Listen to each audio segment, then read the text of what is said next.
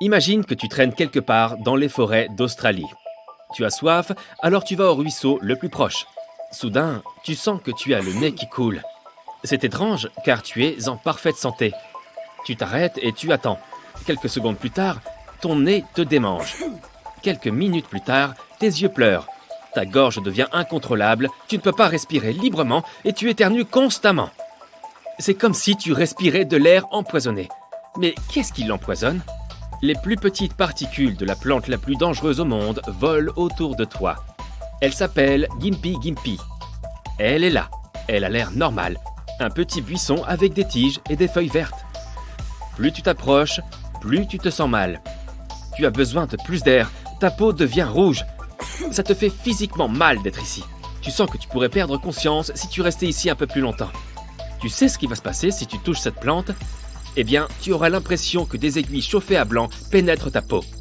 Et même si tu t'enfuis aussi loin que possible d'ici tout de suite, la douleur ne diminuera pas. Les effets de la piqûre dureront plusieurs heures. Les jours passent et la douleur demeure. Des semaines et des mois passeront, mais tu la sentiras toujours.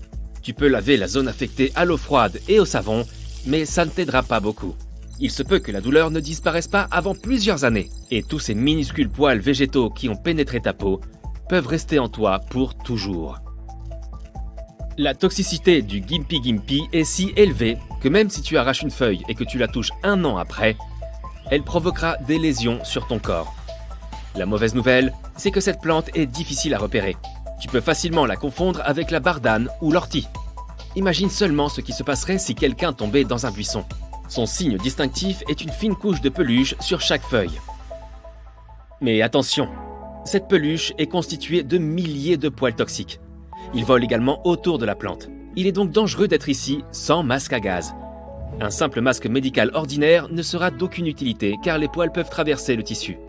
La bonne nouvelle, c'est qu'il n'y en a pas beaucoup dans le monde et que les gens mettent généralement des panneaux d'avertissement à proximité.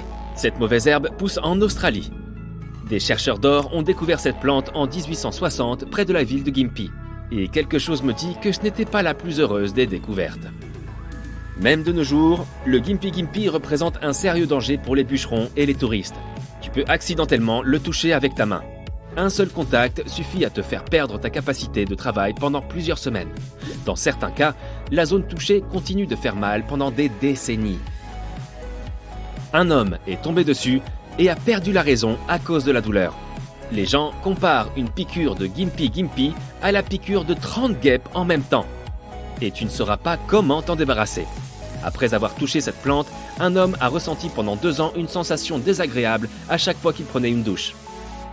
Si tu veux l'étudier, tu dois porter une combinaison de protection et un masque à gaz. Il ne doit y avoir aucune zone découverte sur ton corps. Rentre tes jambes de pantalon dans tes bottes, mets des gants de protection et avance dans la forêt. Elle pousse en lisière, près des cours d'eau. Le Gympie Gympie est l'une des 6 espèces d'arbres venimeux originaires d'Australie. Ils aiment le soleil et la végétation qui les entoure. Chaque poil de la surface de la feuille est empoisonné. Lorsqu'il entre en contact avec une surface quelconque, il s'ouvre et pulvérise une toxine brûlante. Ensuite, la douleur augmente et la peau devient rouge. La durée de l'effet dépend du nombre de poils qui pénètrent dans ton corps. Après quelques années, tu peux appuyer sur la zone de la piqûre et sentir que les poils sont toujours là. Il n'y a pas d'antidote, car les scientifiques ne connaissent toujours pas les composants du poison toxique. Tout ce qu'ils savent, c'est que l'effet du poison dure très longtemps, plusieurs années. Il peut résister à des températures froides et chaudes. L'eau ne fait que renforcer son effet. Les échantillons botaniques de cette plante dans les laboratoires sont toujours dangereux bien que les scientifiques les conservent depuis plusieurs années. Après avoir croisé le Gympie Gympie, n'oublie pas de te désinfecter. Enlève soigneusement tes vêtements, tes chaussures, ton masque et tes lunettes. Mets la combinaison de protection dans la machine à laver et lave bien tout le reste. De minuscules poils peuvent se trouver dans ton pantalon ou dans les manches de ta veste, alors fais attention. Cette toxicité fait de Gympie Gympie la plante la plus protégée au monde. Mais attends, c'est quoi ça ? Tu vois ces petits trous sur ses feuilles ? On dirait que quelqu'un est en train de la manger. Ce sont les espèces habituelles de scarabées nocturnes. Ils peuvent dévorer le Gympie Gympie toute la journée car les poils toxiques ne peuvent pas leur faire de mal. Ces insectes s'en moquent. Le Gimpy Gimpy est le déjeuner idéal parce que personne ne peut déranger ces scarabées lorsqu'ils sont assis sur cette plante. Et oui, tous les animaux qui vivent à proximité savent qu'il ne vaut mieux pas s'en approcher.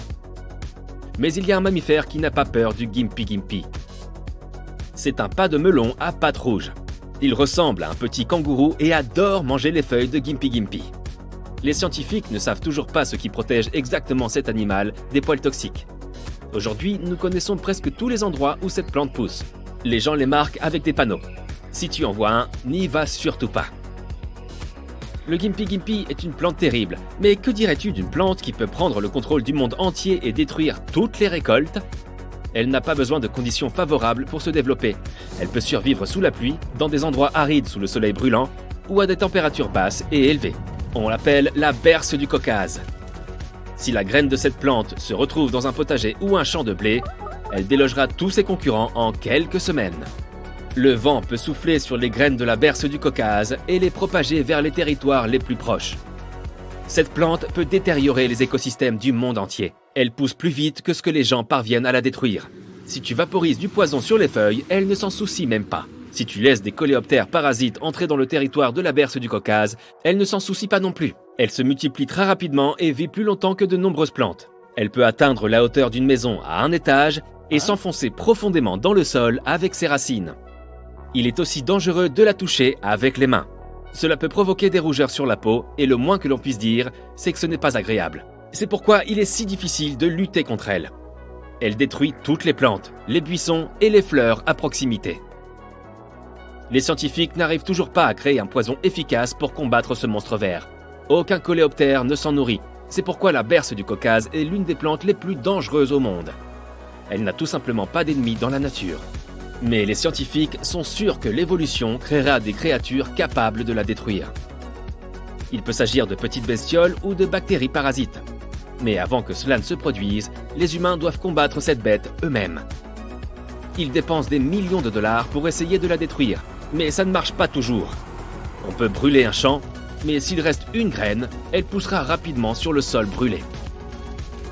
Nous venons de parler de certaines des plantes les plus dangereuses du monde, mais qu'en est-il des arbres ? Un mancenillier pousse en Floride.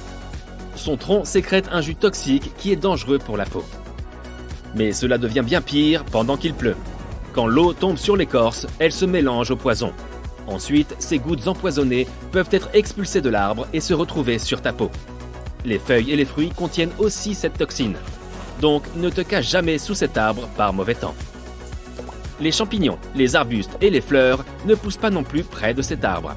Les animaux ne s'en approchent jamais. Les oiseaux ne s'assoient jamais sur ces branches. Le mancenillier résiste à l'eau et aux températures élevées.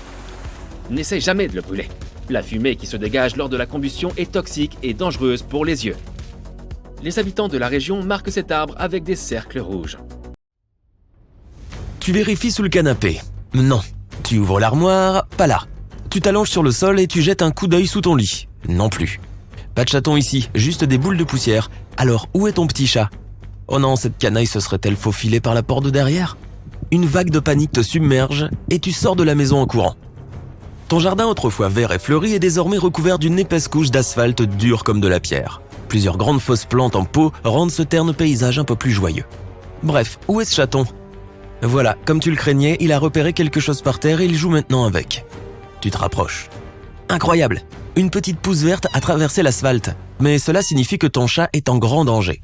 Car de nos jours, les plantes sont plus dangereuses que les ours, les crocodiles ou même les requins. Jusqu'à un passé récent, la plupart des gens ne connaissaient pratiquement rien aux plantes carnivores. Mais si tu avais demandé à un expert, il t'aurait plongé avec enthousiasme dans une mer d'informations.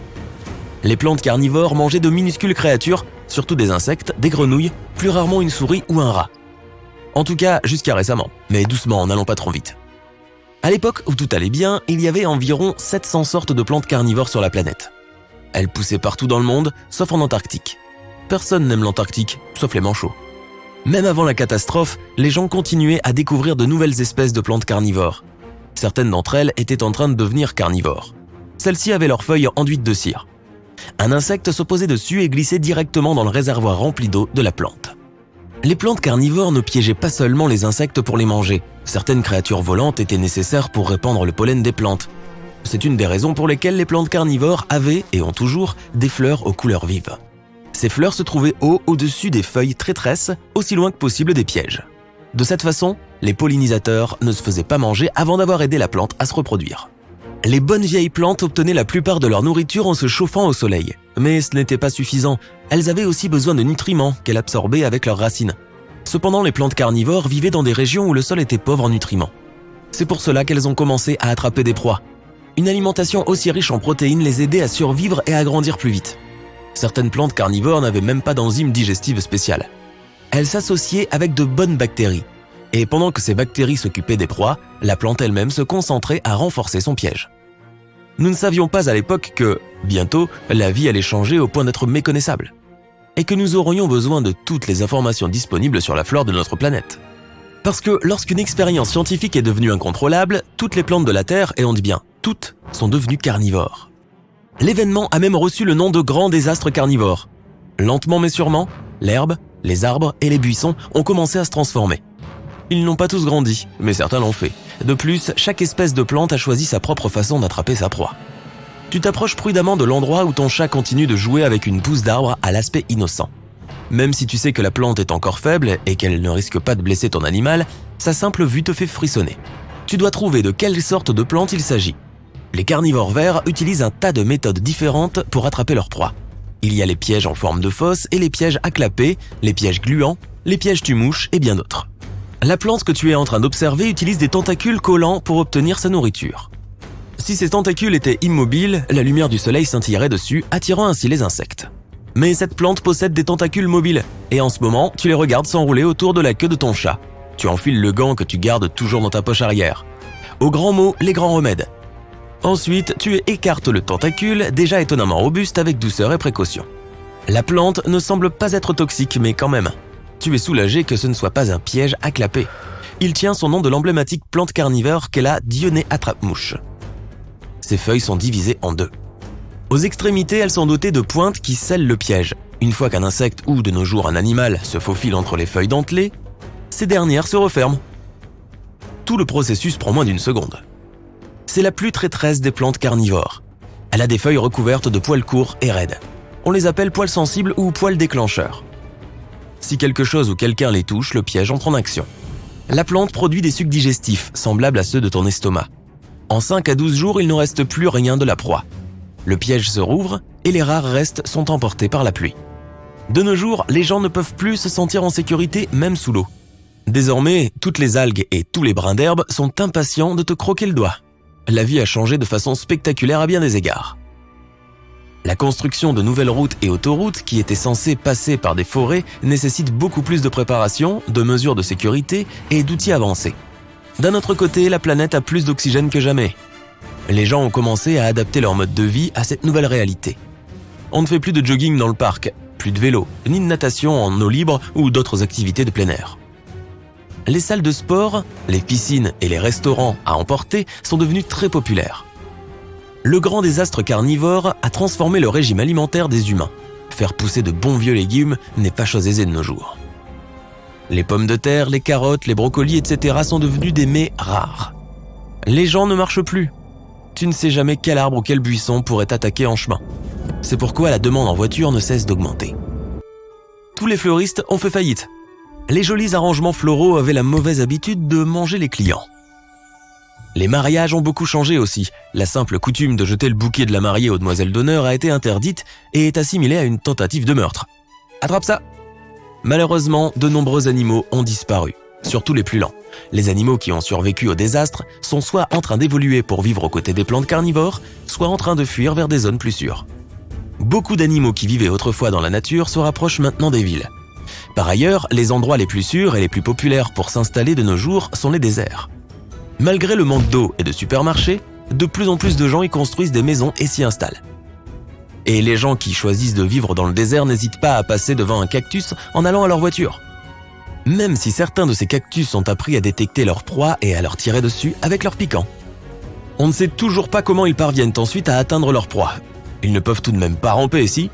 Il y a encore des plantes carnivores d'origine ici, mais elles ont évolué pour devenir beaucoup plus grandes et fortes. En tout cas, les gens continuent d'apprendre à vivre dans ce nouveau monde de plantes carnivores. Bon sang, qu'est-ce qu'on donnerait pas pour un très bon herbicide ? Tu as toujours voulu goûter une salade venue de l'espace? Eh bien, tu pourras peut-être le faire un jour. Des chercheurs ont prélevé du sol lunaire et ont réussi à y faire pousser des plantes. À la fin des années 60 et au début des années 70, c'était la première fois de notre histoire que nous mettions le pied sur une surface étrangère à la Terre. Lors des voyages sur la Lune, dans le cadre du programme Apollo, les astronautes ont ramené des roches et de la terre afin de les étudier.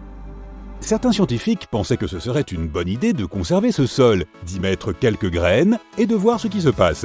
Ils n'ont rien fait au début, conscients que des décennies plus tard, ils disposeraient d'équipements plus avancés pour mener ces études.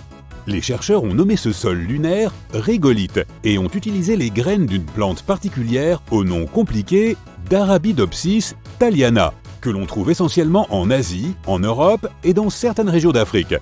Elle est similaire à des légumes comme le chou-fleur, les choux de Bruxelles et le brocoli. Ils ont croisé les doigts, incertains de ce qui allait se passer. La seule chose qu'ils savaient, c'est que le sol lunaire était trop pauvre en nutriments pour y faire pousser des plantes. Ils ont donc simulé un sol lunaire à base de cendres volcaniques pour reproduire les conditions de la Lune et se sont mis au travail. Comme ils avaient besoin de deux comparatifs distincts, ils ont planté ces graines dans le sol terrestre. C'était une expérience. Ils ont aussi planté quelques graines dans le sol lunaire en guise de variable. Ils ont fait très attention et n'ont utilisé qu'un seul gramme de sol lunaire pour cette expérience. À leur grande surprise, il n'aura fallu que 2 jours pour apercevoir de petites feuilles vertes et 6 jours pour qu'elles soient bien visibles. Mais malheureusement, après le 6e jour, les plantes du sol lunaire ont cessé de pousser. Ce terrain n'était pas suffisant pour fournir les nutriments nécessaires au développement des plantes. Les graines du sol terrestre, en revanche, ont poussé abondamment. Mais tout n'était pas perdu. Même si les plantes lunaires n'ont pas continué à pousser, elles ont survécu et ont été récoltées 20 jours plus tard. Hélas, elles n'avaient toujours pas produit de délicieuses salades cosmiques.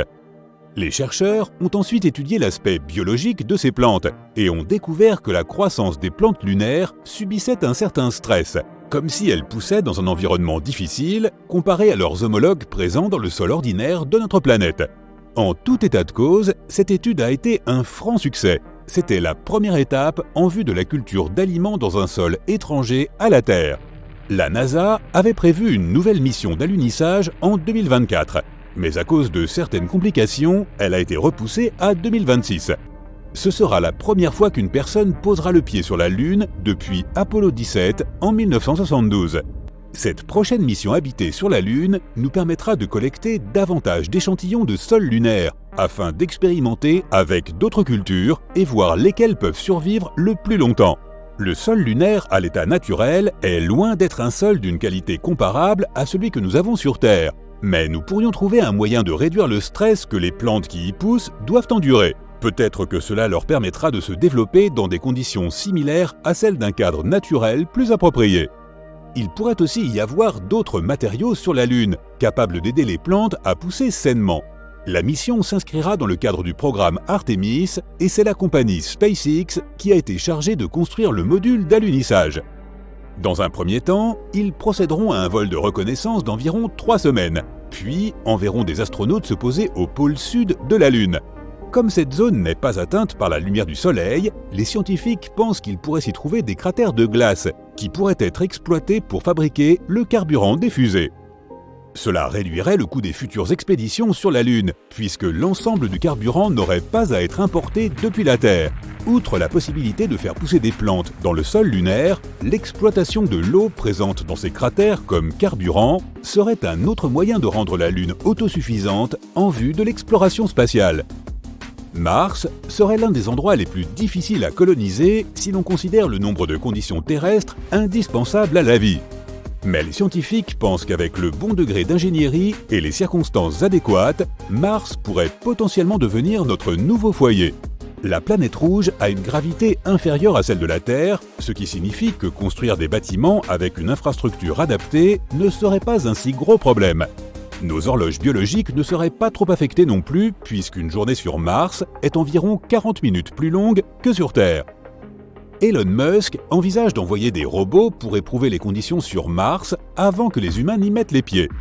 Ces robots seront des humanoïdes imitant la façon dont les gens marchent et se déplacent. Il est essentiel qu'ils adoptent ce design spécifique pour voir comment les conditions de la planète nous affecteraient physiologiquement. Ces robots pourraient aussi commencer à construire des bâtiments où les gens pourront plus tard vivre et travailler. Il nous faudrait une percée considérable dans nos avancées agricoles pour faire pousser des cultures dans un environnement aussi hostile. Bien qu'on l'appelle la planète rouge, Mars est en fait froide. Nous devrions donc construire des structures gigantesques en forme de dôme pour abriter une population humaine. Elles devraient être suffisamment autosuffisantes pour ne pas avoir à dépendre des ressources naturelles de la Terre. Ces dômes nous protégeraient des tempêtes de sable et des températures glaciales.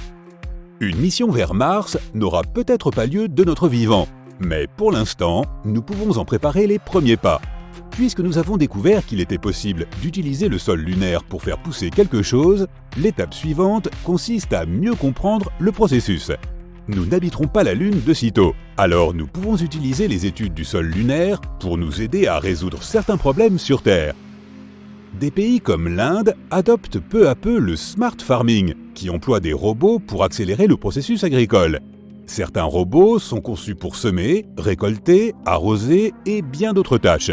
L'industrie robotique est en constante demande de nos jours.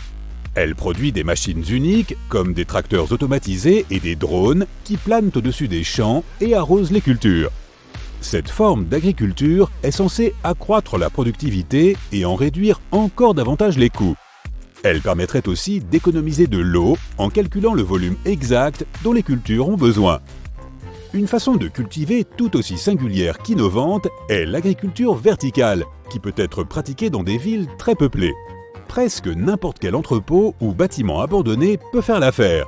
L'eau utilisée au sommet d'une ferme verticale est recyclée. Elle s'égoutte vers les niveaux inférieurs et est ensuite réutilisée. Les agriculteurs empilent les plantes dans des étagères verticales pour que l'eau s'y égoutte facilement. Ils ont également recours à des lumières naturelles autant qu'artificielles. Ces fermes sont généralement dépourvues de terre. Au lieu de cela, les racines des plantes trempent dans une solution riche en nutriments qui est constamment contrôlée. Cette méthode semble rentable et fournit aux plantes la quantité exacte de nutriments dont elles ont besoin. D'autres fermes verticales y adjoignent des réservoirs au fond desquels vivent des poissons. Ceux-ci produisent des déchets qui sont très riches en nutriments. Les plantes peuvent donc les utiliser comme nourriture. Les fermes verticales sont de plus en plus populaires et pourraient à terme remplacer l'agriculture traditionnelle. L'agriculture verticale permettrait aux exploitants d'atteindre un rendement presque 10 fois supérieur à celui d'un champ ordinaire. Et tout cela parce qu'ils utilisent l'espace au-dessus comme en dessous. Ils n'ont pas non plus à s'inquiéter des petites bestioles qui grignotent leurs récoltes, seulement de celles qui volent. L'agriculture sous serre devient de plus en plus répandue. Les cultures qui poussent en extérieur sont toujours confrontées à des dangers naturels qui peuvent les endommager. Mais avec l'agriculture d'intérieur, nous n'avons pas autant à dépendre des saisons pour produire certaines cultures. Les serres peuvent reproduire les conditions de tous les climats et nous pouvons obtenir n'importe quel fruit et n'importe quel légume à n'importe quelle saison. Toutes ces méthodes ne sont que les premières étapes avant de nous lancer dans l'agriculture spatiale sur des planètes aux environnements hostiles. Faire pousser des plantes dans l'espace n'est pas quelque chose de nouveau. La Station spatiale internationale dispose d'ores et déjà d'une série de potagers spécialisés. Les scientifiques examinent également la possibilité de faire pousser des cultures et des plantes en apesanteur, ce qui peut être une source d'aliments frais pour les astronautes. Ils utilisent des lampes à LED au-dessus des plantes afin d'accélérer leur croissance et installent des mécanismes d'arrosage appropriés. Ça pourrait bien être utile pour une poignée d'astronautes dans la Station spatiale internationale. Mais qu'en serait-il si nous voyagions à travers la galaxie pour peupler de nouvelles planètes ? Il faudrait envisager un vaste espace dédié à l'agriculture d'intérieur. Par ailleurs, notre technologie pourrait être si avancée d'ici là que nous n'aurons même plus besoin de légumes ni de fruits dans notre alimentation quotidienne.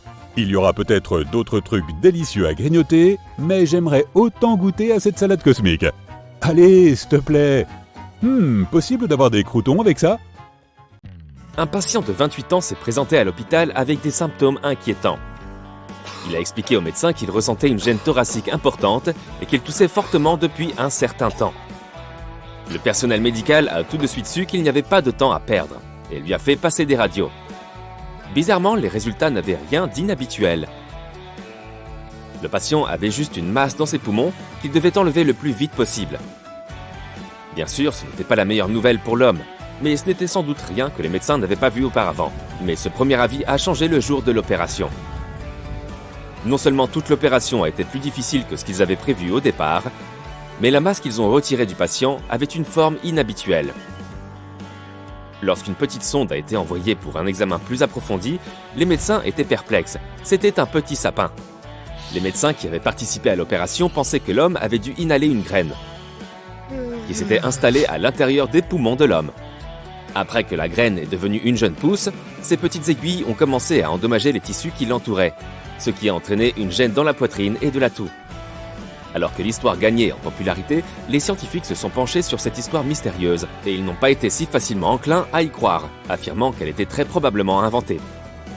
D'une part, la plupart des plantes ont besoin de beaucoup de lumière pour pousser. Or, il n'y en a pas dans un poumon humain. D'autre part, si c'était aussi simple, nous aurions tous des choses qui poussent dans notre corps. Après tout, les petites graines ne sont pas si difficiles à avaler ou inhaler. Ce n'est pas la seule histoire de plantes poussant dans un poumon humain qui a déconcerté les scientifiques. En 2010, un homme du Massachusetts a été hospitalisé après que son poumon s'est effondré. Là encore, ça n'a pas semblé prendre les médecins par surprise, aussi malheureux que cela puisse être, car le patient avait déjà des antécédents de problèmes respiratoires. Néanmoins, ils ont découvert une masse à l'intérieur du poumon de l'homme et l'ont immédiatement retirée. Ce qu'ils ont trouvé était tout aussi surprenant que le sapin. Un petit plant de petits pois. Seulement cette fois, les médecins ont suggéré que l'homme avait probablement mangé des petits pois pour le dîner et que l'un d'entre eux avait simplement pris le mauvais chemin et n'avait pas fini dans son estomac comme il aurait dû. Une fois qu'il a atteint ses poumons, le petit pois s'est mis à l'aise et a commencé à faire pousser des feuilles. L'explication est un peu plus complexe dans ce cas, mais elle reste plausible. Il s'avère que le morceau qui a été retiré du poumon de l'homme ne faisait qu'1 cm de long. Quelque chose de si petit ne peut pas vraiment être considéré comme une plante à part entière, mais la graine a tout de même pu pousser. C'est parce qu'une graine de pois peut germer même sans lumière. Elle le fait naturellement sous terre.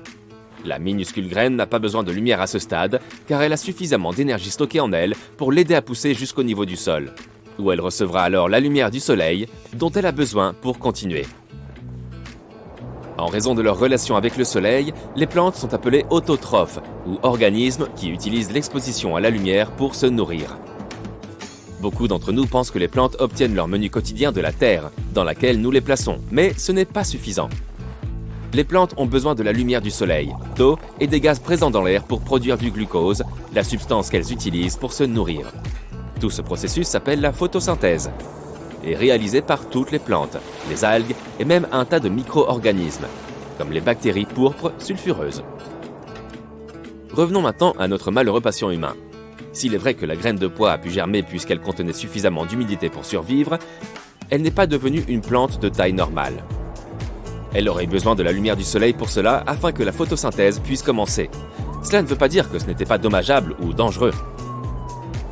Beaucoup de médecins urgentistes ont des histoires similaires, comme celle de ces médecins de l'Essex, dont la patiente semblait initialement avoir perdu son dentier. La femme était âgée et avait déjà des problèmes de mémoire, si bien qu'ils ne l'ont d'abord pas vraiment prise au sérieux. Jusqu'à ce qu'on découvre que la femme avait aussi des problèmes respiratoires. Il ne leur a pas fallu longtemps pour faire le lien et comprendre que le dentier supérieur de la femme n'était pas entièrement perdu.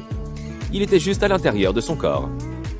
La femme l'avait avalé sans s'en rendre compte et il était resté coincé au fond de sa gorge, ce qui a également causé ses problèmes respiratoires.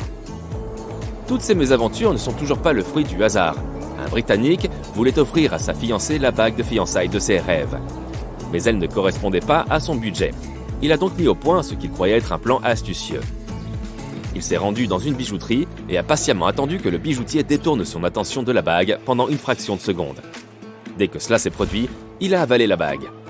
Le bijoutier l'a remarqué et a appelé la police. Une fois sous les détecteurs de métaux, l'homme n'a pu qu'avouer le méfait. Le romantique rusé a été escorté dans une cellule où il devait, d'une façon ou d'une autre, rendre la bague à son propriétaire légitime. Ce n'est pas la seule raison pour laquelle des gens ont été surpris à avaler des bijoux. Un jour, une femme s'est présentée aux urgences en se plaignant de douleurs à l'estomac. Elle n'avait rien de particulier. Au contraire, c'était une femme d'âge moyen, à l'apparence soignée. Son examen clinique n'a rien révélé de suspect. Mais les radios ont donné des résultats beaucoup plus probants. En regardant les images, les médecins étaient perplexes. Tout un tas de bijoux étaient coincés dans l'estomac et les intestins de la femme. Le personnel médical l'a évidemment interrogé pour savoir comment les objets étaient arrivés là. Et sa réponse était encore plus surprenante. Elle a dit qu'elle voulait garder ses bijoux à l'abri de son mari, qui selon elle, avait la mauvaise habitude d'offrir ses bijoux à d'autres femmes. Un autre médecin se souvient d'avoir eu un patient avec un bouchon de bouteille coincé dans la gorge. Le problème, c'est qu'il n'a même pas remarqué qu'il avait un objet étrange coincé en lui. Il a simplement été découvert lors d'un contrôle de routine. Heureusement, aucune opération chirurgicale n'a été nécessaire pour repêcher cet objet. Les médecins ont réussi à le faire sortir à l'aide d'un petit filet médical. Ils étaient curieux de savoir comment cet homme avait réussi à se coincer un bouchon de bouteille dans la gorge sans le savoir. Sa réponse a été aussi simple que déconcertante. Il se souvenait avoir bu de l'eau quelques jours auparavant, mais il ne trouvait plus le bouchon. Il a balayé l'affaire d'un revers de main et a vaqué à ses occupations. Parfois, les choses que nous faisons quand nous sommes jeunes peuvent revenir nous hanter des années plus tard. Une femme de 30 ans a appris cette leçon au péril de sa vie, lorsqu'elle s'est retrouvée aux urgences avec le nez bouché. Aucun médicament ne semblait l'aider, si bien qu'elle a décidé de se faire examiner par un professionnel. Une fois que les médecins ont jeté un coup d'œil, ils ont réalisé qu'elle avait des tissus enflammés dans le nez et quelque chose qui ressemblait à un corps étranger. Il semblait aussi que cet objet était là depuis un certain temps. Ils n'ont pas réussi à trouver ce que c'était. Alors, elle a immédiatement été emmenée en salle d'opération. Ce que les chirurgiens ont retiré ensuite a été examiné plus en détail. Et il s'est avéré que c'était une sorte de matériau ressemblant à du papier. Après qu'ils l'ont interrogée, la femme s'est effectivement souvenue d'avoir fourré du papier dans son nez quand elle était petite.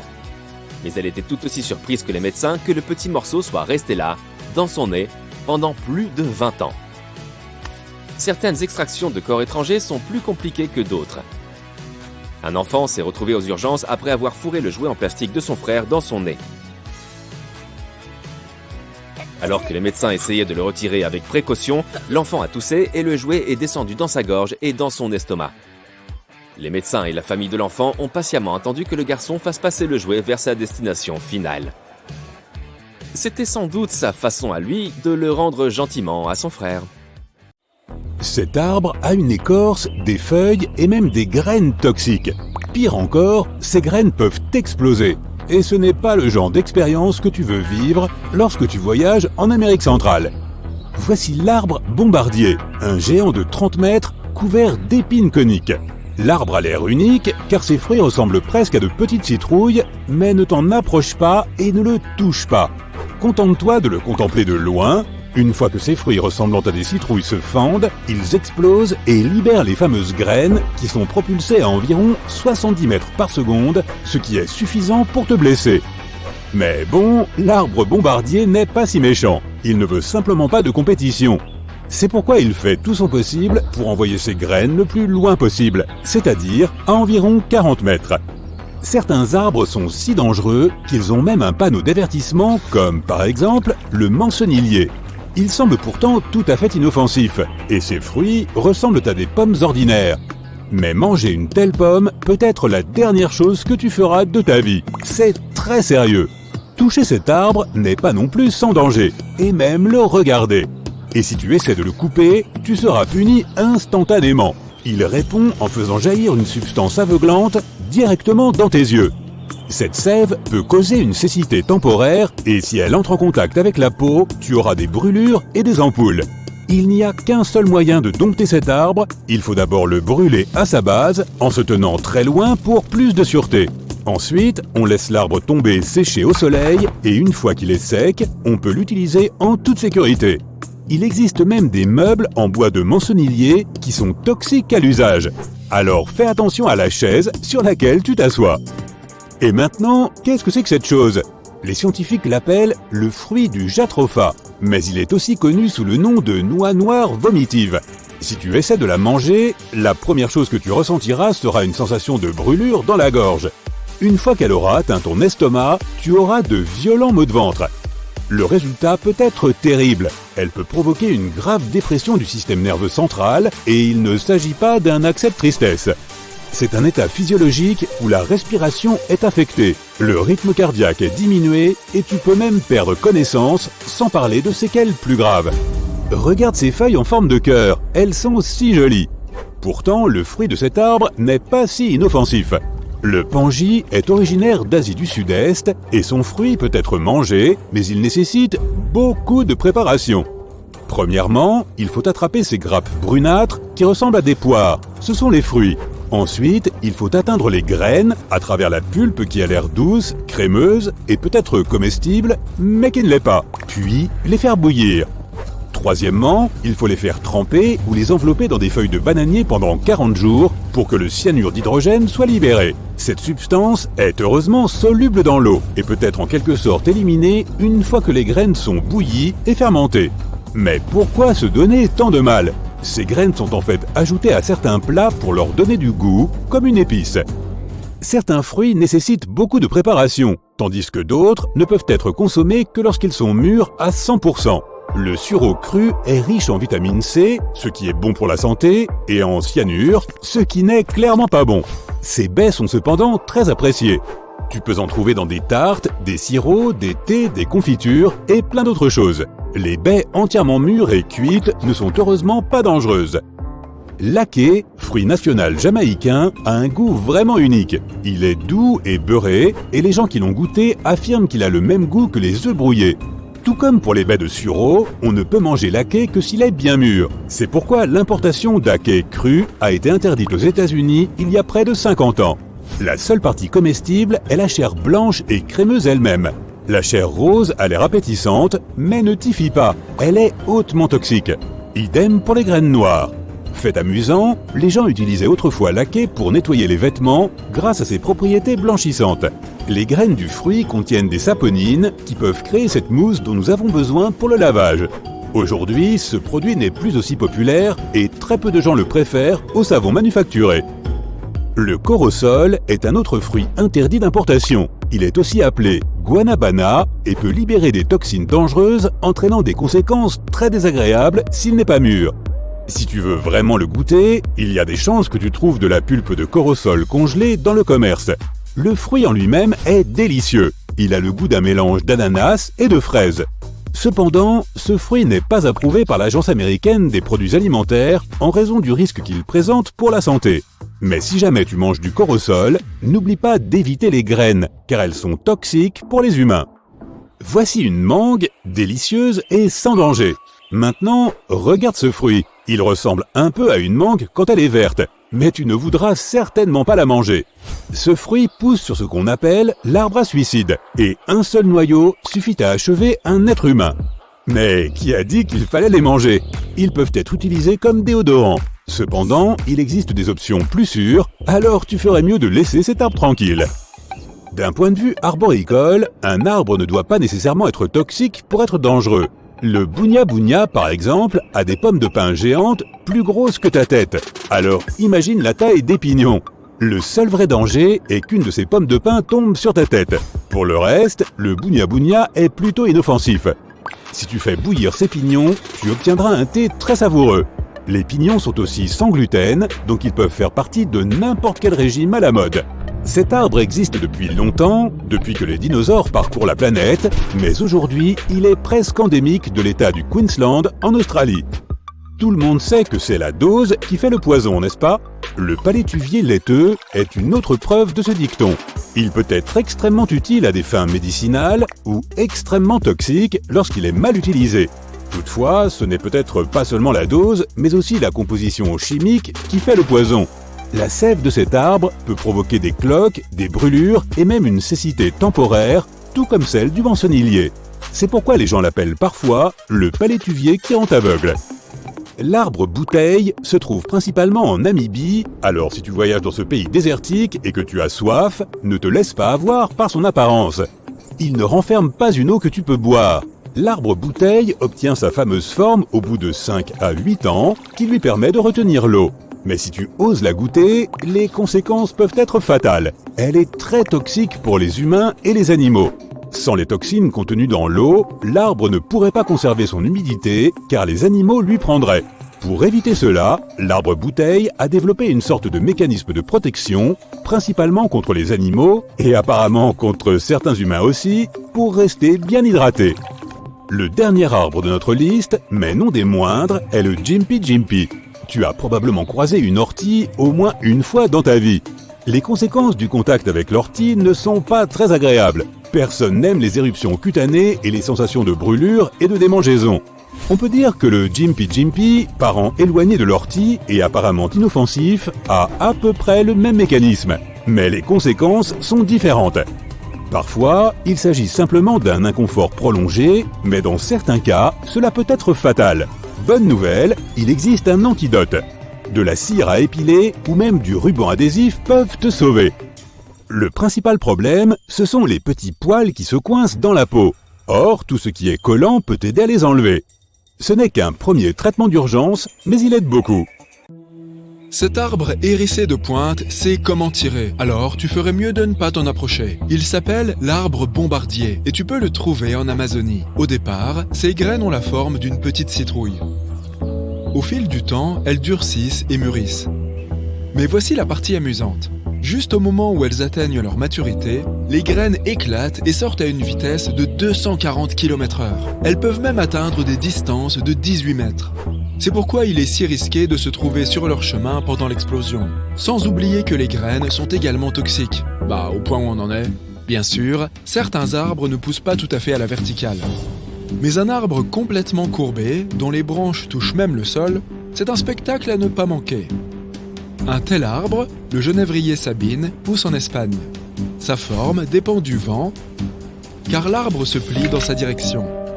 Par conséquent, non seulement il a souvent une forme bizarre, mais il peut aussi en changer complètement à différentes périodes de l'année. Cet arbre flexible peut atteindre plus de 8 mètres de haut et a tendance à pousser dans les endroits les plus improbables, comme sur des rochers. Que penses-tu d'un arbre qui est aussi vieux que les dinosaures ? Découvert en 1994, le pin de Wollemi peut être trouvé dans les Blue Mountains de Sydney en Australie. Il remonte à plus de 200 millions d'années. On peut donc facilement imaginer que les dinosaures se sont promenés autour de lui. Comme ces arbres sont en voie de disparition et que seulement 100 spécimens en existent à ce jour dans la nature, les scientifiques n'ont pas envie de divulguer leur emplacement. Ils veulent s'assurer que les arbres soient bien préservés. De plus, ils sont importants pour la science, car les étudier peut nous aider à découvrir de nouvelles informations sur le passé de la Terre. L'écorce d'un arbre peut nous apprendre beaucoup de choses différentes, comme les différentes périodes de température qu'il a traversées ou son exposition à divers composés chimiques. L'arbre de vie tient son nom du fait qu'il est capable de résister à des conditions très difficiles et de prospérer tout de même. Situé dans le désert du Bahreïn, le Prosopis cineraria possède un système racinaire très profond, qui lui permet de survivre à la chaleur torride. Les scientifiques ne savent toujours pas comment il parvient à obtenir suffisamment d'eau. Il est si particulier qu'il rassemble plus de 50 000 touristes chaque année. La India Dormida au Panama est une zone montagneuse qui a la forme du corps d'une jeune fille endormie. Elle fait partie d'une région plus vaste et mystérieuse appelée El Valle de Antón, près de l'un des plus grands volcans dormants habités au monde. On y trouve aussi des arbres assez bizarres, des arbres carrés. Même les cernes de ces arbres, c'est-à-dire à l'intérieur de leur tronc, ont la même forme, avec des arêtes nettement dessinées, parfois même un angle parfait de 90 degrés. Les chercheurs ont essayé de comprendre pourquoi ces arbres poussent dans cette forme particulière. Ils ont même essayé de prélever des échantillons de certains de ces arbres afin de les planter ailleurs, pour voir s'ils conservaient cette forme. Et ça n'a pas marché. Il est donc clair que la forme étrange de ces arbres a quelque chose à voir avec la vallée elle-même.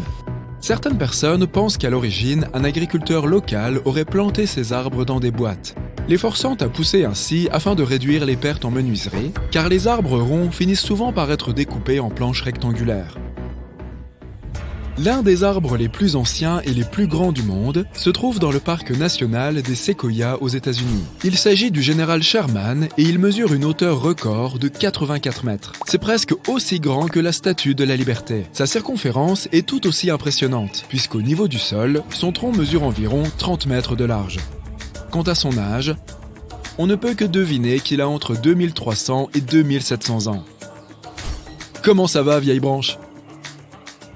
Il existe de nombreuses espèces d'arbres magnifiques, mais aucune n'est aussi frappante que l'eucalyptus arc-en-ciel que l'on trouve aux Philippines. Il a presque l'air d'être peint à la main, en raison de ses couches d'écorce multicolores. Cet arbre présente une coloration irrégulière, affichant de nombreuses couleurs à la fois, du vert au bleu, puis au violet, en passant par l'orange et enfin au brun. Il n'est pas utilisé à des fins de décoration, mais plutôt pour la fabrication de papier. En Namibie se trouve un arbre à la forme étrange et plutôt dangereux, l'arbre bouteille. Pour ce qui est de sa forme, le nom parle de lui-même, avec un tronc rond qui se rétrécit vers le haut. Mais la sève laiteuse récoltée sur cet arbre est extrêmement toxique. La légende veut que les chasseurs locaux y trempaient leurs flèches pour plus d'efficacité. Il est cependant très beau au moment de la floraison avec des fleurs roses et blanches au centre rouge. Voir un arbre tordu de temps en temps n'a rien de spécial.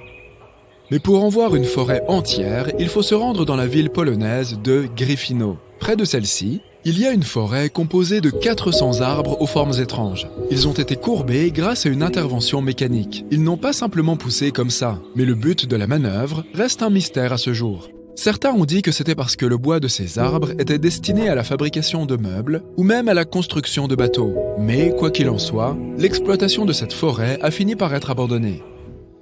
Le Seiba Pantandra, ou fromager, a entrepris d'envahir les anciens temples de Taprom au Cambodge, créant une vue spectaculaire. Les branches massives de ces arbres ont été libres de pousser sur les structures depuis des lustres, tout cela remontant jusqu'au XIIe siècle. Les temples ont été depuis restaurés et sont accessibles aux touristes. Le dragonnier pousse dans les îles Canaries, au nord-ouest de l'Afrique. Les locaux disaient qu'une fois qu'un dragon meurt, il se transforme en arbre. D'une longueur impressionnante de 15 mètres, l'arbre produit une sève rouge que l'on nomme sang dragon et qui peut être récoltée à partir de l'écorce. Cette substance est encore utilisée à ce jour comme remède ou pour créer des teintures. L'un des arbres les plus grands, les plus anciens et les plus impressionnants du monde est le baobab de Sunland. Il mesure 22 mètres de haut et a une circonférence de 47 mètres. Il est situé en Afrique du Sud. Ce qui le rend encore plus spectaculaire, c'est le fait qu'il soit naturellement creux à l'intérieur. Un petit salon a donc été installé à l'intérieur de l'arbre en 1933. Au départ, il pouvait accueillir jusqu'à 20 personnes, mais il peut maintenant en accueillir jusqu'à 60, sans compter que l'arbre date d'il y a plus de 6000 ans. Le bouleau blanc s'est répandu en Scandinavie et dans le nord-est de l'Europe et a trouvé un moyen de réfléchir la lumière. Son écorce est devenue plus claire et, pendant la saison froide, lorsque ses branches gèlent aussi, le spectacle est une sorte de conte de fées hivernal. L'arbre a aussi développé un partenariat avec un champignon qui se connecte à ses racines et se déploie sous la forêt, récupérant les nutriments que les arbres ne peuvent pas atteindre. Pour ses services, l'arbre donne en retour des sucres aux champignons. Le compagnon du bouleau est toxique et ne doit surtout pas être consommé par les gens. Cette amanite est facile à reconnaître, avec son chapeau classique au sommet écarlate et saupoudré de blanc. Un festival naturel à ne pas manquer est la saison des cerisiers en fleurs au Japon. La fleur blanc-rosé est profondément ancrée dans la culture japonaise et va de pair avec un concept spirituel, Mono no Aware, qui se traduit par le fait que tout est éphémère, même si tout semble parfait et beau. Si tu te rends un jour au Japon, tu verras rapidement que le symbole de la fleur de cerisier est partout, des logos d'entreprises aux vêtements en passant par les articles ménagers. Le parc national de Yosemite, aux États-Unis, possédait autrefois une structure arboricole étonnante qui a été transformée en tunnel. Il s'agissait d'un séquoia d'une hauteur de 70 mètres. Il était surnommé Wawona, un mot amérindien qui désigne le ululement du hibou.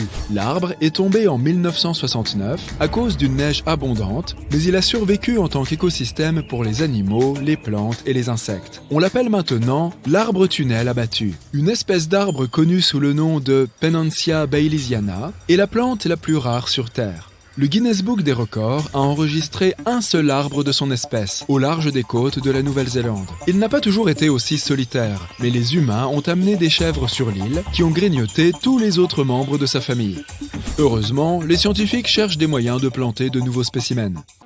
Le 10 janvier 1992, un énorme cargo naviguait quelque part au milieu de l'océan Pacifique.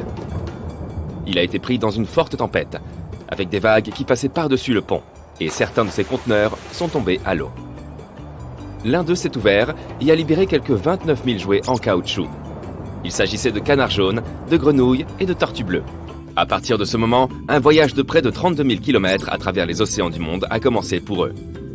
Cet immense groupe de jouets a survécu à des années de tempêtes, d'eau salée, de rencontres variées avec des animaux marins et d'innombrables jours sous le soleil brûlant.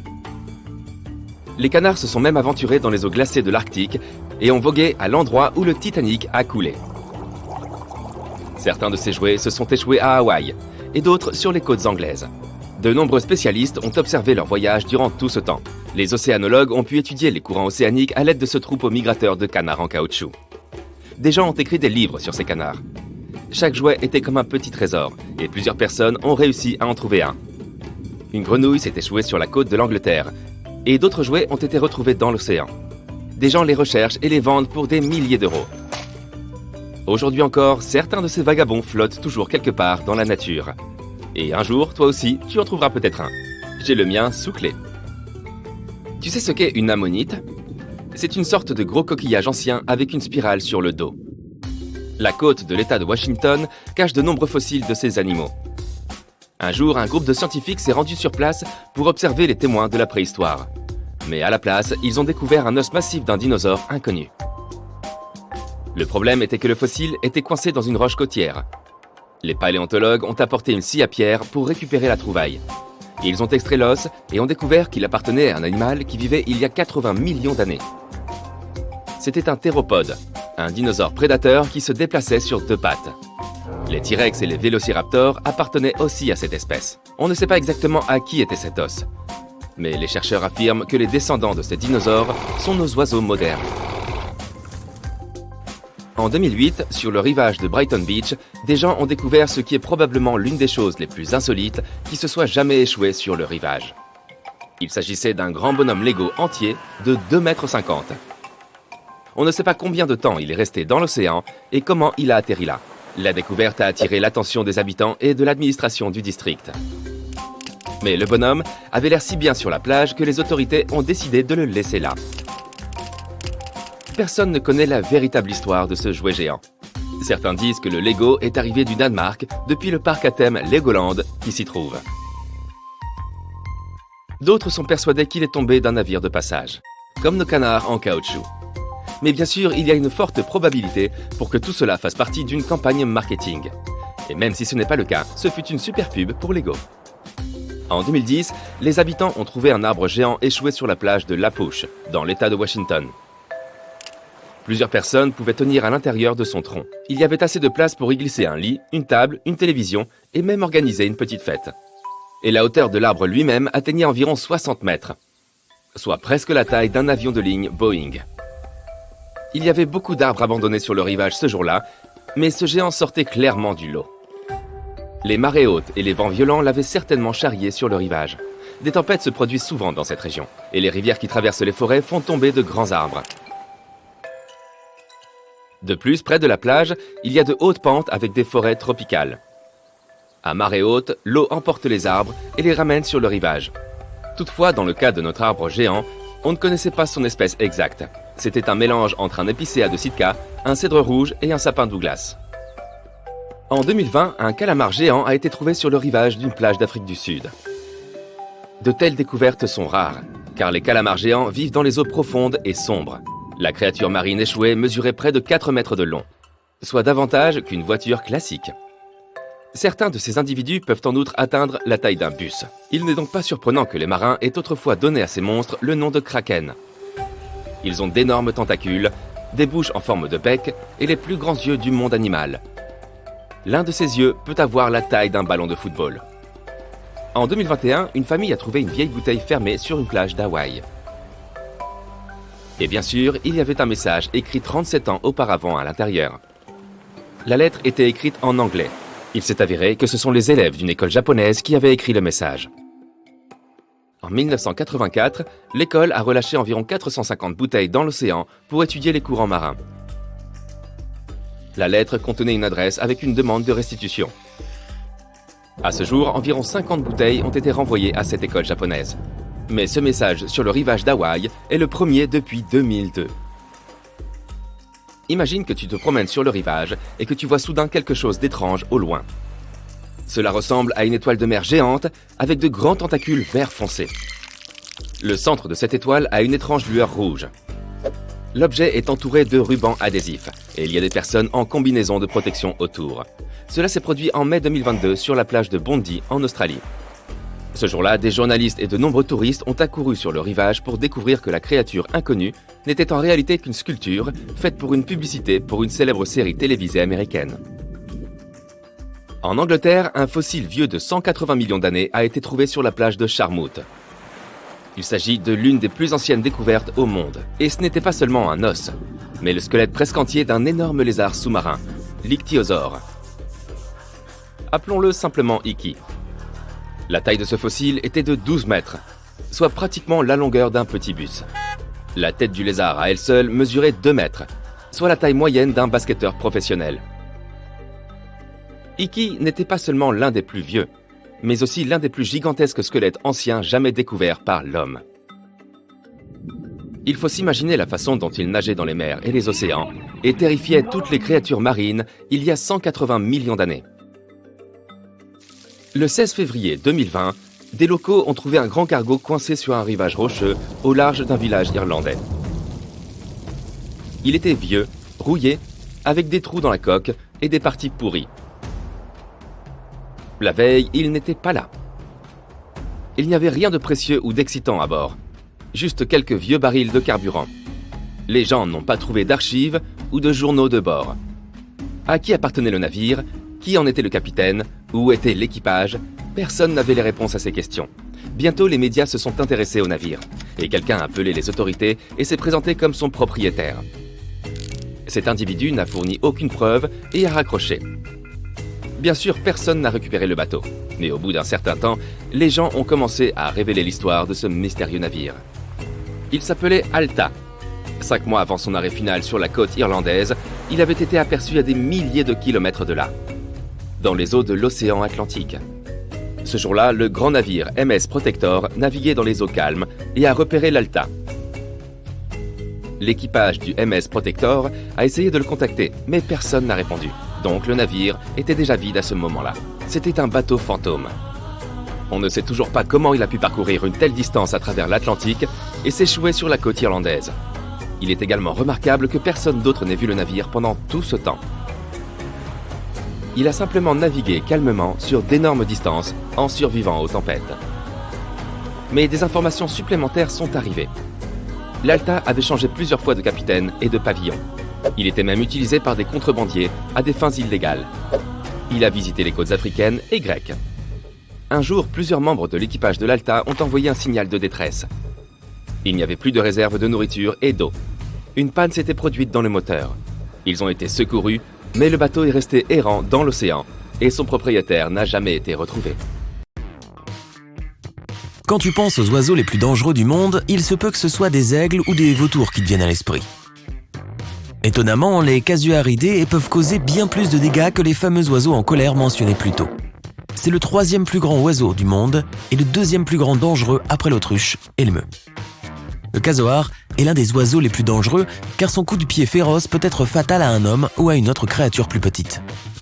Les plus grandes espèces de casoars peuvent être aussi grandes qu'une personne ordinaire et peser tout autant.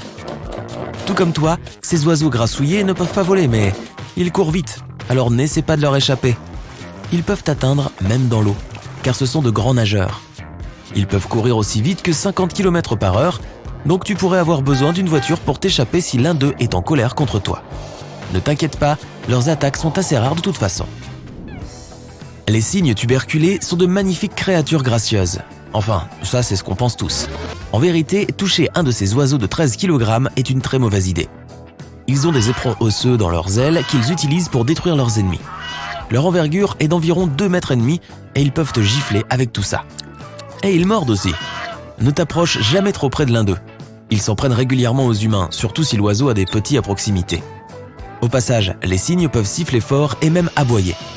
Voilà là d'excellents signaux d'alarme pour t'avertir que tu empiètes trop sur leur territoire. Les humains et les pies ont toujours eu des relations bizarres du genre amour-haine.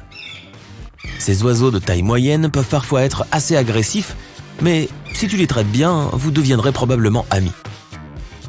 Les pies peuvent reconnaître les visages humains et elles reviendront certainement sur ton balcon si tu leur offres quelque chose de délicieux. Si tu offenses une pie, elle s'en souviendra aussi et sera un peu rancunière. Alors fais bien attention. Les pélicans sont les symboles de l'amour et on dit qu'ils sont prêts à sacrifier leur propre vie pour protéger leur progéniture. Ah, maintenant on comprend pourquoi ils peuvent avaler la proie entière sans même la mâcher ou la déchirer. Tu ne veux tout simplement pas t'approcher de leur nid. Bien sûr, tu n'es pas un petit poisson et les becs de pélican sont trop petits pour un être humain, mais quand même, tu ne veux pas être mordu, on est d'accord? Ok, celui-ci t'effrayera rien qu'avec son nom. Un bec en sabot du Nil est un oiseau d'une taille impressionnante, jusqu'à 1,5 m de haut. Juste en dessous de la taille moyenne d'un homme. Pas étonnant qu'il puisse combattre un crocodile. D'accord, un bébé crocodile, mais il n'a besoin que de sa mâchoire super puissante pour gagner en une seule fois. Toujours pas peur? Il fait des bruits qui font froid dans le dos, un peu comme dans un blockbuster. Si tu penses que ces autruches lâches ne représentent aucun danger, tu te trompes 2 fois. D'abord, elles ne se mettent pas la tête dans le sable. C'est une illusion d'optique. Eh oui, comment sont-elles censées respirer dans le sable? Deuxièmement, ce sont des parents poules, très protecteurs. Alors si tu veux t'approcher de leurs petits, sache qu'ils peuvent courir aussi vite qu'une voiture de ville. Toujours pas inquiet? Eh bien, tu devrais pourtant. Les autruches sont les parents vivants les plus proches des T-Rex avec les poulets.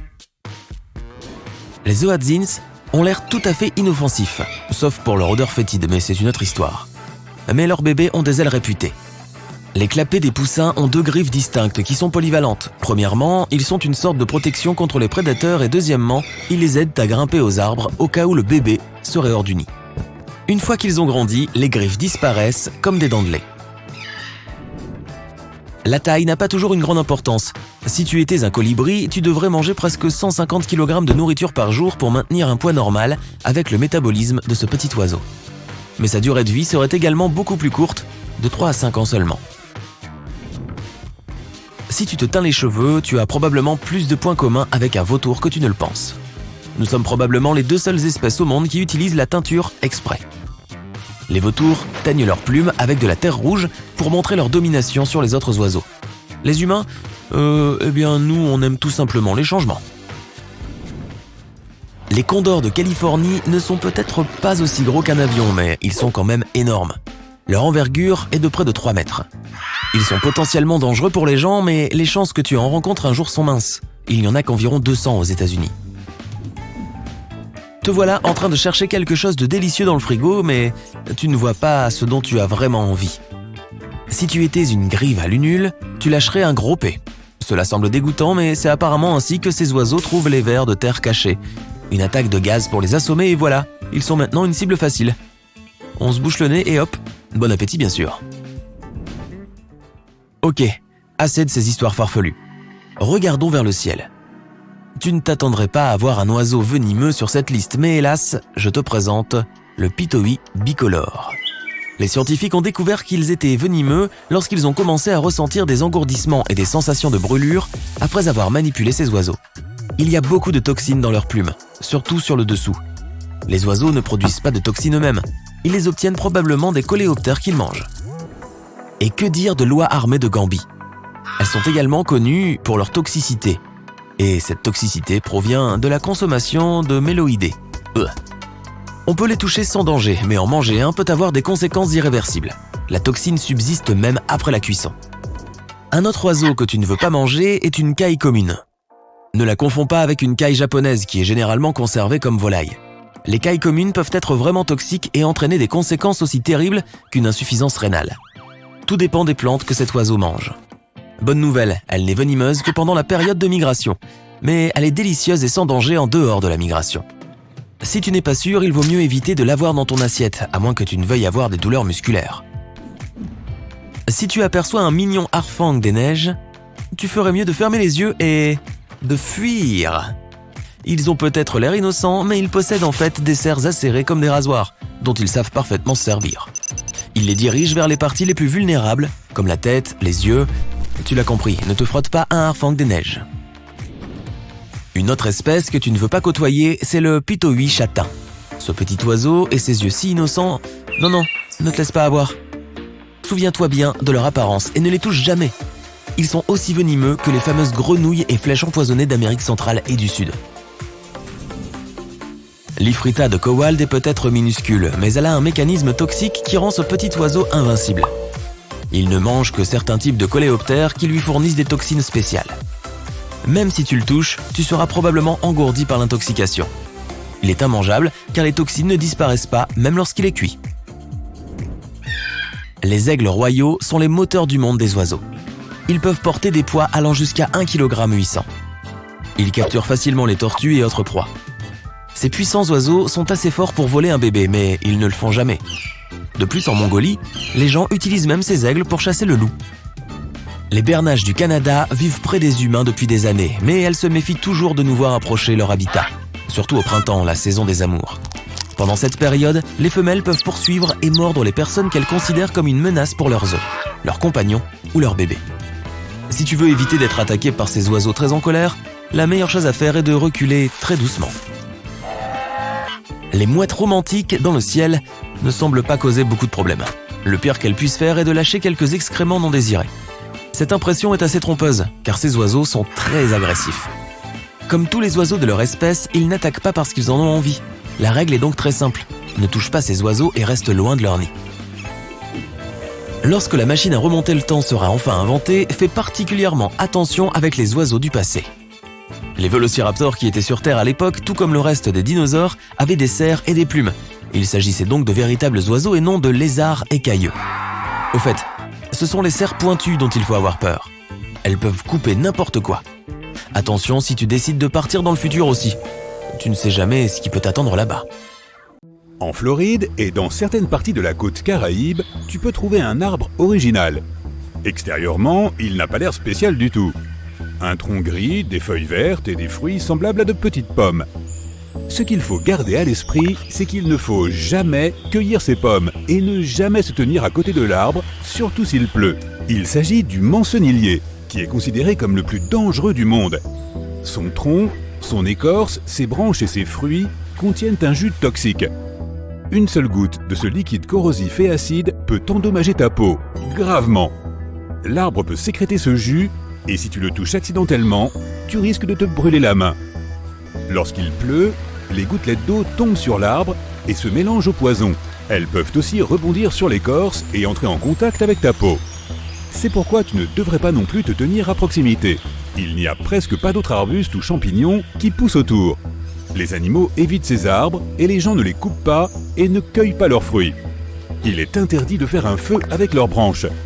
Le bois qui brûle dégage une fumée toxique qui peut nuire à tes yeux. Les habitants connaissent bien cet arbre, mais les touristes et les voyageurs peuvent se blesser accidentellement. C'est pourquoi la plupart des mancenilliers sont marqués à la peinture ou portent un panneau d'avertissement.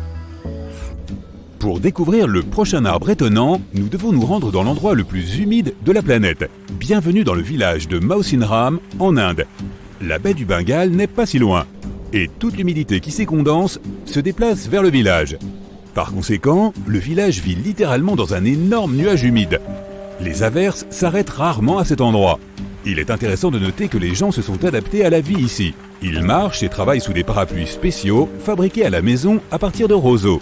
Mais la chose la plus cool, ce sont les ponts. Ils sont construits pour que les gens puissent se déplacer dans le village.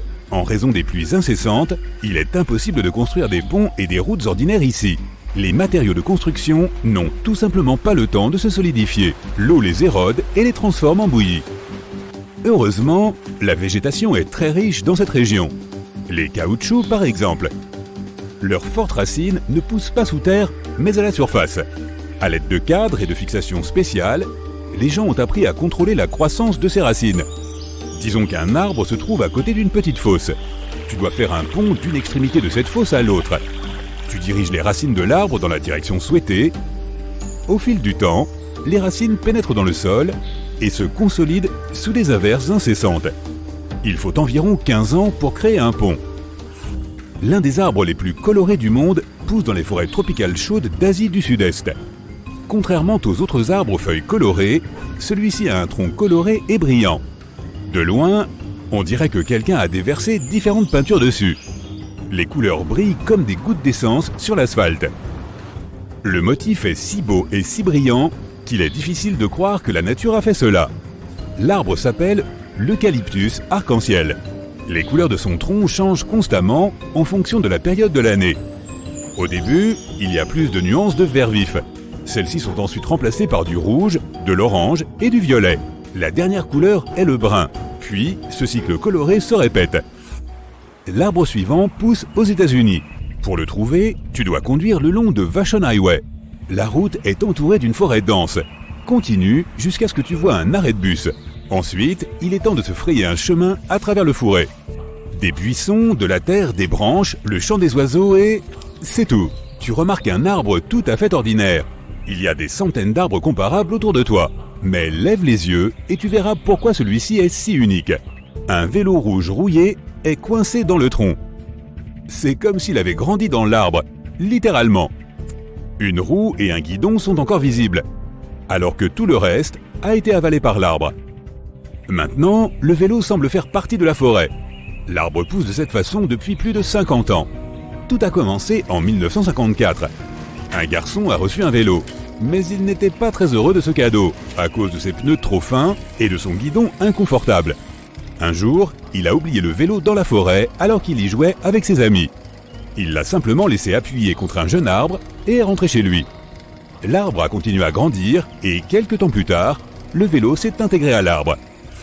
Les plus grands arbres du monde sont des séquoias, et l'un d'entre eux, le séquoia géant, est le plus grand de tous.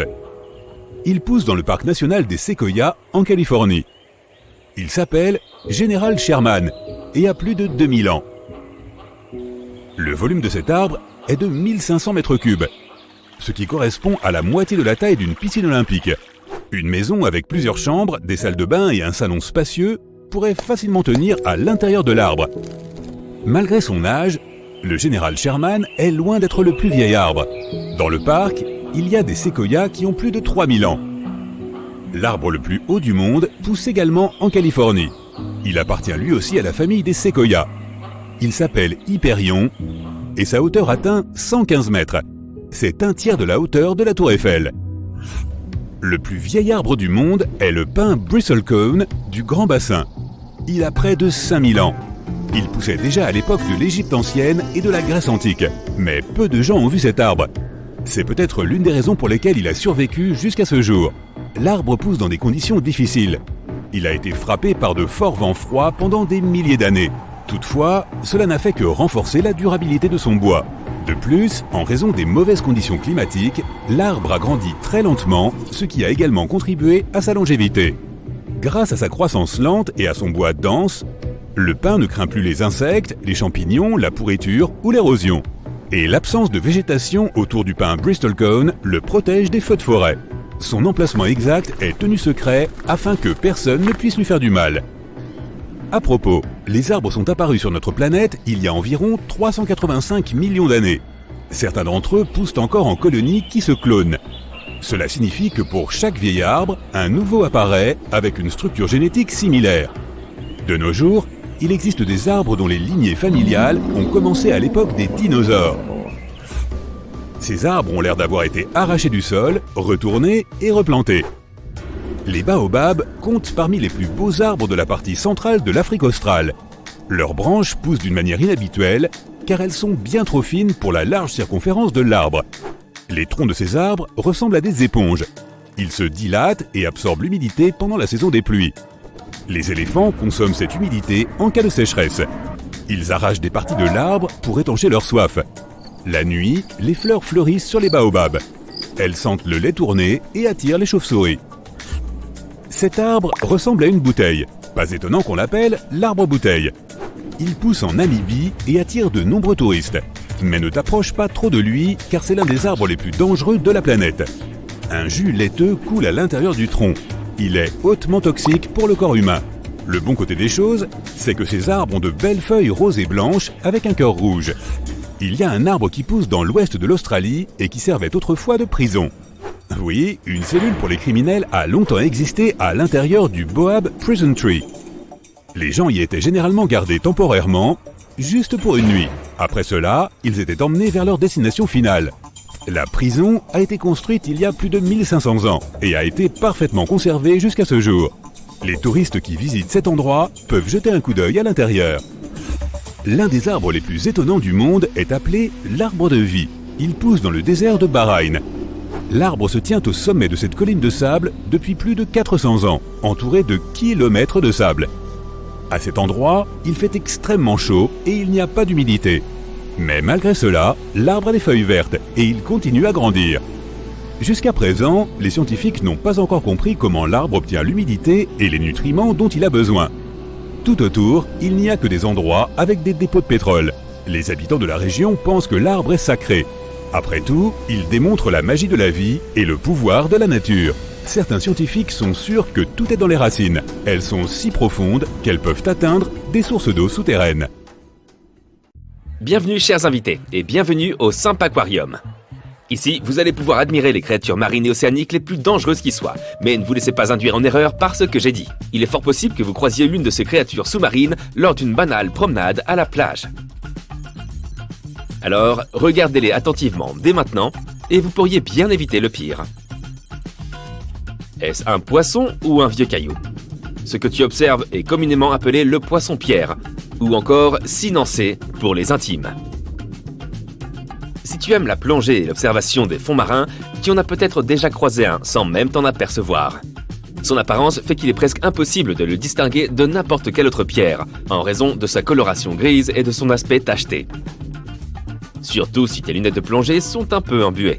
Enfin, tu ferais mieux de faire attention car sinon les conséquences pourraient être fâcheuses, puisque les poissons-pierres sont parmi les plus venimeux qui soient. Bien que certains types de poissons-pierres soient connus pour vivre dans les rivières, la plupart d'entre eux résident dans les récifs coralliens près des tropiques des océans Pacifique et Indien. Les épines de leur nageoire dorsale, en forme d'aiguille, se dressent lorsqu'ils se sentent dérangés ou menacés et injectent le poison qu'elles contiennent. La raison la plus courante des piqûres de poissons-pierres est que les nageurs marchent dessus sans s'en rendre compte. Cependant, il n'est pas nécessaire de se trouver dans l'eau pour se faire piquer. Comme ils peuvent survivre hors de l'eau jusqu'à 24 heures, tu devrais aussi faire attention où tu marches quand tu vas à la plage. Les personnes qui se sont faites piquer par des poissons-pierres décrivent cela comme une expérience extrêmement pénible.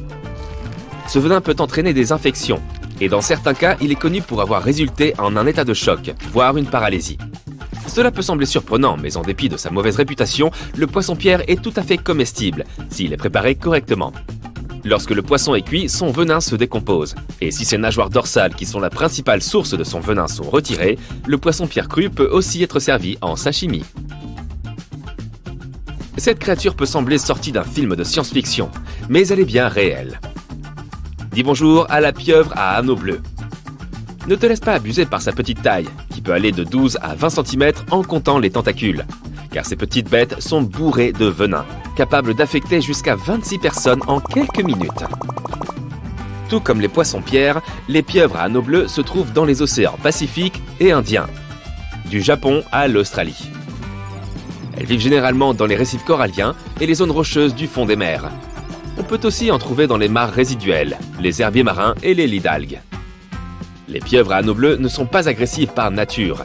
Lorsqu'elles ne sont pas en quête de nourriture, comme des crabes et des crevettes, ou à la recherche d'un partenaire, elles se cachent souvent dans les récifs marins, les coquillages ou les crevasses. Ce n'est que si elles sont provoquées, acculées ou saisies à pleine main qu'elles deviennent dangereuses pour l'homme.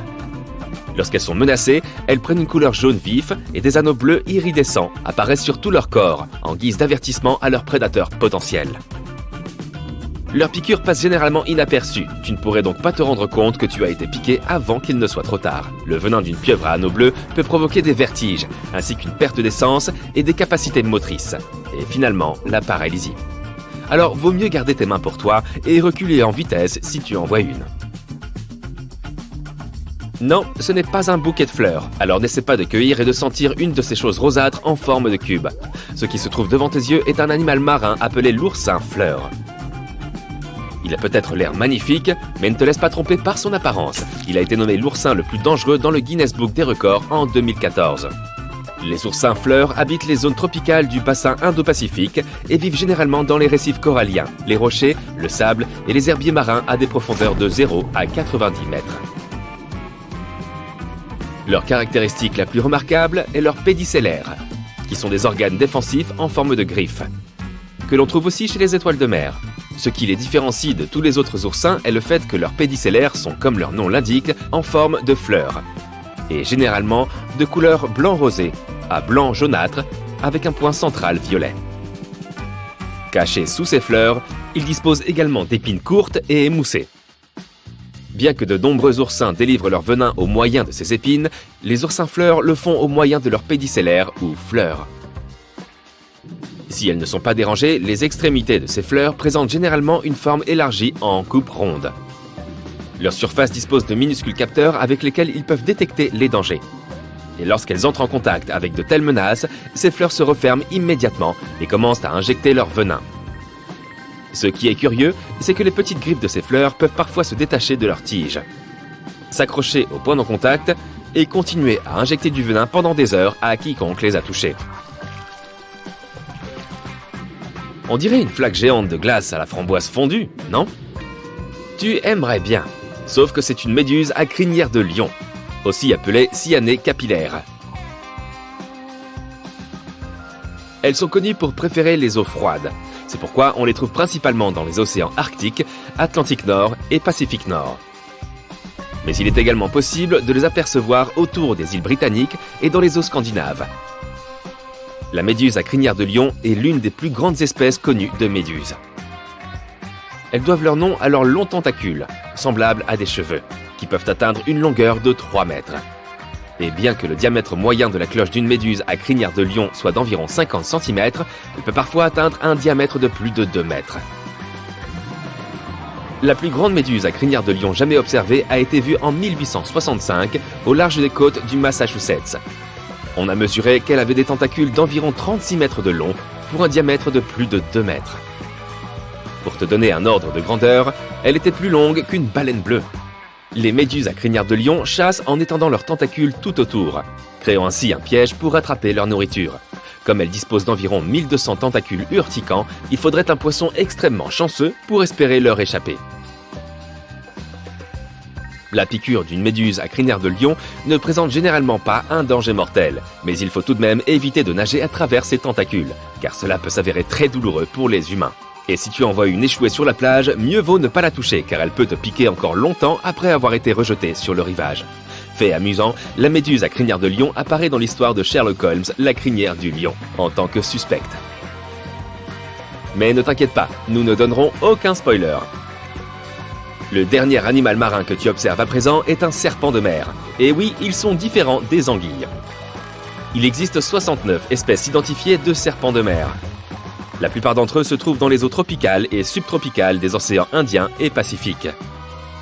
Et ils existent depuis des millions d'années. Pour faciliter les choses, les scientifiques ont séparé toutes les différentes espèces de serpents de mer en 2 catégories. Les vrais serpents de mer et les tricots rayés. Alors que les vrais serpents de mer passent presque tout leur temps en mer, les tricots rayés peuvent aussi ramper sur la terre ferme. Si tu vois un serpent sur la plage, tu peux déterminer s'il s'agit d'un serpent de terre ou de mer en regardant sa queue. S'il ressemble à une pagaie, alors c'est un serpent de mer que tu as là. Mais assure-toi de garder tes distances dans les 2 cas. Tous les serpents de mer doivent faire surface régulièrement pour respirer, car ils n'ont pas de branchies. C'est pourquoi tu pourrais en croiser un pendant que tu nages. Si cela arrive, tu ferais mieux de t'éloigner le plus vite possible, car la plupart des serpents de mer ont davantage de venin que le cobra ou le crotale moyen. Cependant, comme ils n'attaquent que s'ils sont provoqués, les morsures sont assez rares. Un autre fait anodin sur les serpents de mer, ce sont les seuls reptiles à donner naissance dans les océans. La majorité des serpents de mer gardent les œufs en eux et donnent naissance à des petits serpents presque déjà formés tout en nageant. Mais ce n'est pas le cas du tricot rayé à lèvres jaunes. Ils se rendent sur la terre ferme pour pondre leurs œufs. Tu te souviens du poisson-pierre au début de notre visite? Ils sont chassés par les serpents de mer. Et oui, c'est ça la chaîne alimentaire.